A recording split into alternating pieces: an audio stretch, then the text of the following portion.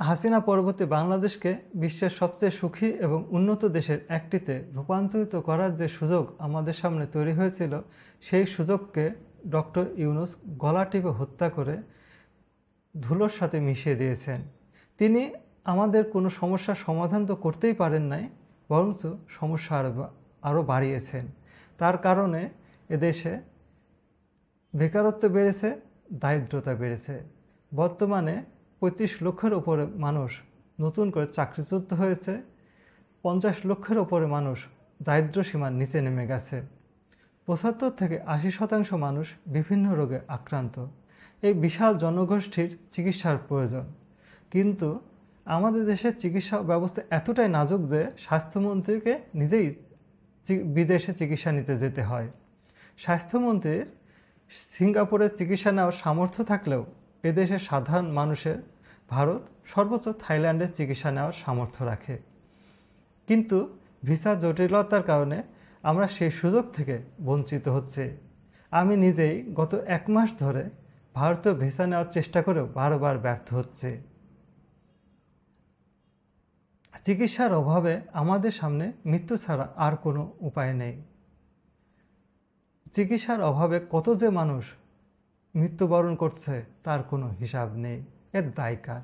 এর দায় ইউনূসের। ডক্টর ইউনূসের ব্যর্থতার কারণে এদেশে যেমন কর্মসংস্থান বাড়েনি, ঠিক তেমনি দারিদ্র সীমাও কমেনি। ফলে বিভিন্ন দেশ আমাদের ভিসা দেওয়া বন্ধ করে দিয়েছে বা আংশিক খোলা রেখেছে।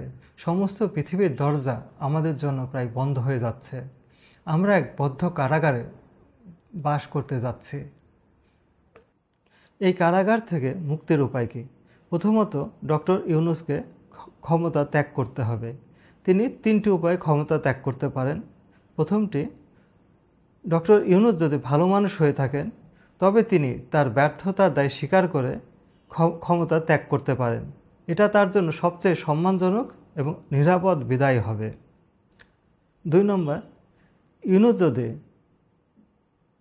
অত্যন্ত ধূর্ত ভালো মানুষের মুখোশধারী শয়তান হয়ে থাকেন তবে তার ব্যর্থতার জন্য এদেশের সাধারণ মানুষ রাস্তায় নেমে আন্দোলন করে তাকে ক্ষমতাচ্যুত করতে পারেন। কিন্তু এদেশের সাধারণ মানুষ কখনো ভালো কিছুর জন্য আন্দোলন করতে পারবেন না। এদেশের সাধারণ মানুষ কখনো উচ্চশিক্ষিত জাতি হওয়ার জন্য, ন্যূনতম ফ্ল্যাট বাড়িতে থাকার জন্য, ট্যাক্স ফ্রি গাড়ি কেনার জন্য, তদুপরি উন্নত জীবন ব্যবস্থার জন্য আন্দোলন করতে পারবেন না। কারণ আল্লাহ তাআলা নাকি কুকুরকে বেহেশতে রেখেছিল, সেই কুকুর গিয়ে ছায়ের গাদাতে গিয়ে বসেছিল। ঠিক তেমনি এদেশের মানুষ বেহেশতে থাকার পরিবর্তে ছায়ের গাদাতে থাকতেই বেশি পছন্দ করেন। লর্ড ক্লাইভ যখন পলাশির প্রান্তরে যুদ্ধ জয়ের পরে রাস্তা দিয়ে যাচ্ছিলেন তখন রাস্তার ২ ধারে দাঁড়িয়ে দাঁড়িয়ে এই বাঙালি তামাশা দেখছিলেন। ঠিক তেমনি ডক্টর ইউনূসের অত্যাচার সহ্য করে যাবেন, শুধু আফসোস করবেন কিন্তু প্রতিবাদ করতে পারবেন না, কারণ তামাশা দেখাই এই বাঙালির কাজ। তৃতীয়ত, ইউনূস যদি মহান সৃষ্টিকর্তা আল্লাহ তাআলার ডাকে সাড়া দিয়ে এই পৃথিবীর মায়া ত্যাগ করেন, সেক্ষেত্রেও আমরা মুক্তি পেতে পারি।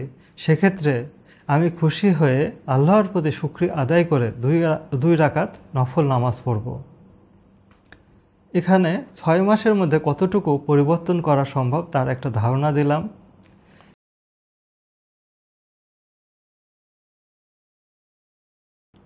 এখন বলে ইউনূসের পতনের পরে আমাদের কি করতে হবে।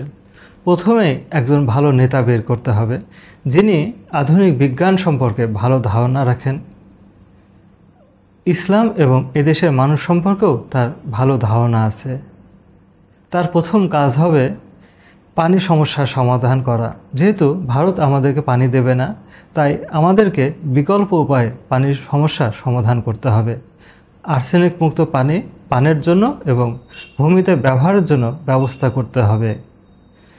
সেক্ষেত্রে তাহলেই আমাদের দেশের মানুষের অসুস্থতার হার কমতে শুরু করবে এবং অর্থনীতিতে গতিশীলতা ফিরতে শুরু করবে। অন্যথায় আগামী 10 বছরেও আমাদের দেশের অর্থনীতিতে কোনো সুফল বয়ে আসবে না।